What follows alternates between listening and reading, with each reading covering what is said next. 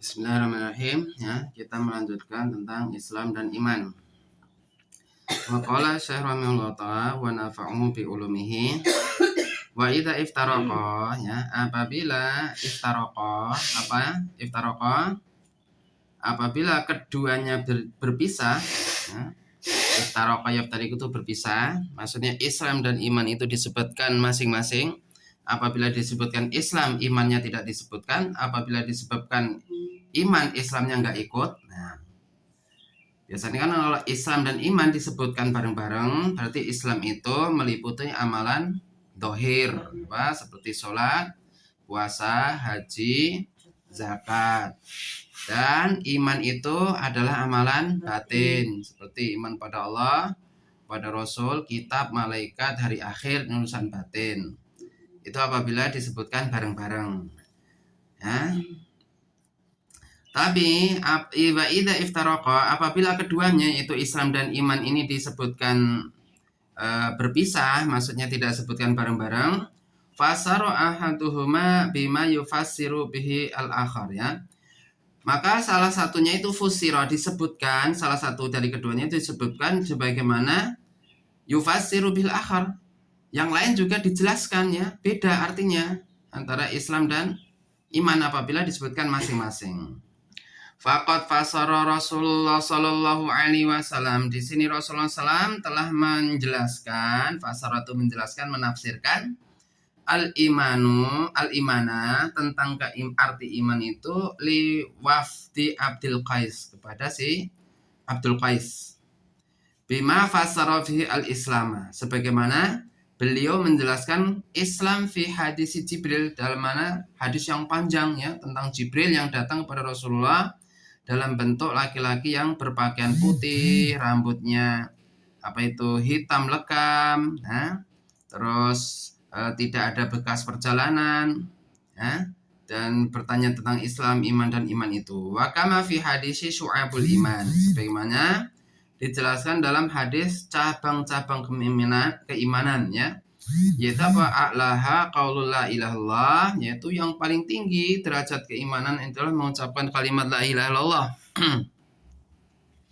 Terus wa adnaha imatatul adza anit thariq, dan derajat iman yang paling rendah adalah menyingkirkan gangguan yang ada yang menghalangi jalan manusia. Itu termasuk bentuk amalan iman.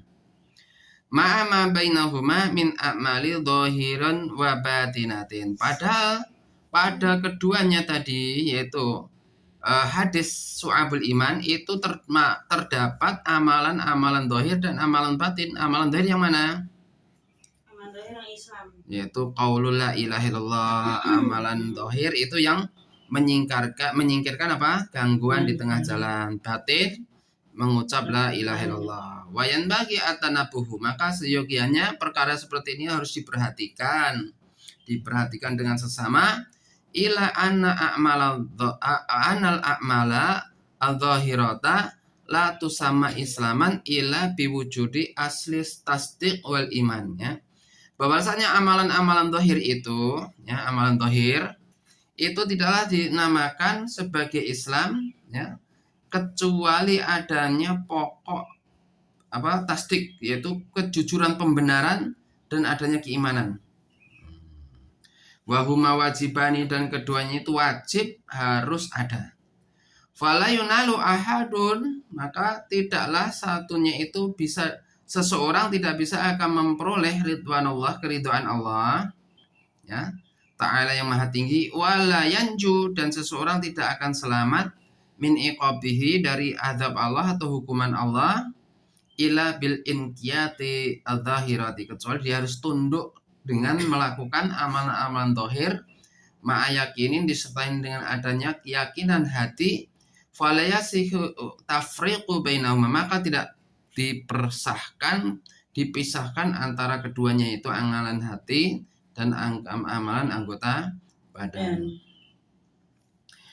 Wala yastakmilul iman, wala yastakmilul insanu al-iman, la yastakmilul al-insanu al-imana, manusia wal islama bi al-wajibaini, alaihi ila bimtithali awamiri wa biti'adi an nawahi kama la yalzimu minal kamali bulughul ghayah likhtilafi darajati fi ziyadatil a'mali minan nawafili wa ziyadati tasdik. Wallahu alamnya.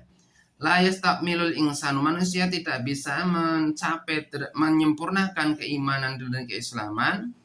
Yang keduanya adalah wajib atasnya, illa kecuali dikatakan dia itu sempurna imannya dan Islamnya imtithalil awamir. Kedua, dia manusia tadi harus menjalankan perintah-perintah, wa biti'adi, dan dia harus ibti'ad anin nawahi, menjauhkan larangan-larangan dari Allah, itu melaksanakan perintah-perintah Allah dan menjauhkan berbagai larangan-larangan yang Allah larang.